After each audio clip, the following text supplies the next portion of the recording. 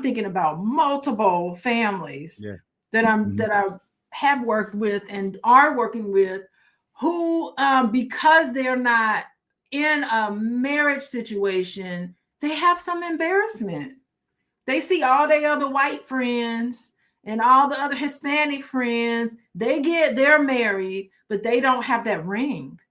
And they feel like society looks at them as if there's something wrong with them because they're not in this traditional marriage situation, but they're just living with this man and they have these children that they're raising together, and they don't have the last name. The kids have the last name, and their children are, when they get older, they're old enough to go, oh, my parents aren't married.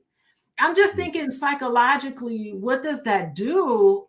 It changes the dynamic in how the man and woman relate to each other, and also how the children view commitment. I agree with you 100%. Now, my question to you is, with those exchanges and the quote unquote embarrassment, my response to that is people treat you the way that you allow them to. So my question is, why would you allow yourself to be in a predicament where you're embarrassed about your relationship? That a person can only love you the way that you love yourself. So if you don't love yourself enough to put a standard that suggests that I will not live like this, you will get what you allow to receive. Allow yourself to receive. So you have to first love yourself in order for someone to at least match your love for yourself. So if you're accepting that, then you are the one that feels that that is your value. And it's not until you pivot your perspective on your value that you will change the value in which you receive.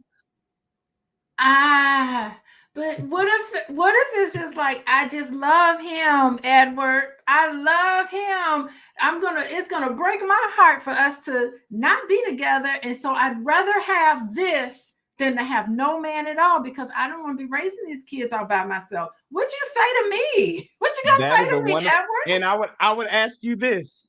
I would say, so you love him more than you love yourself. Yes. And my question to you is, if you don't want to be with yourself, meaning be alone, why would you expect someone else to want to be with yourself?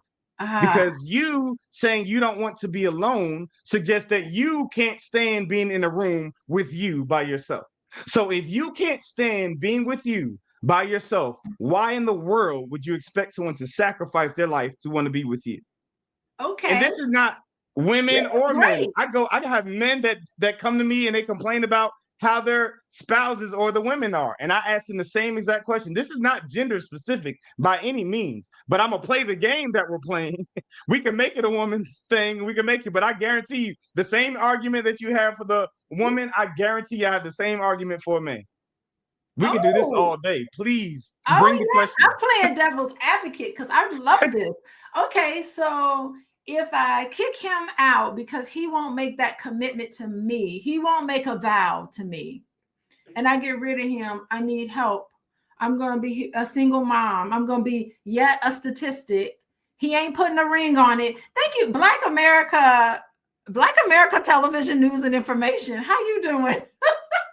That's a mouthful. She into this. So if I say either you marry me or it's over, and I find somebody else who will, then what then? How am I gonna make it? The man I love is gone, and I have these standards, and he didn't adhere to these standards. He's scared. What am I to do?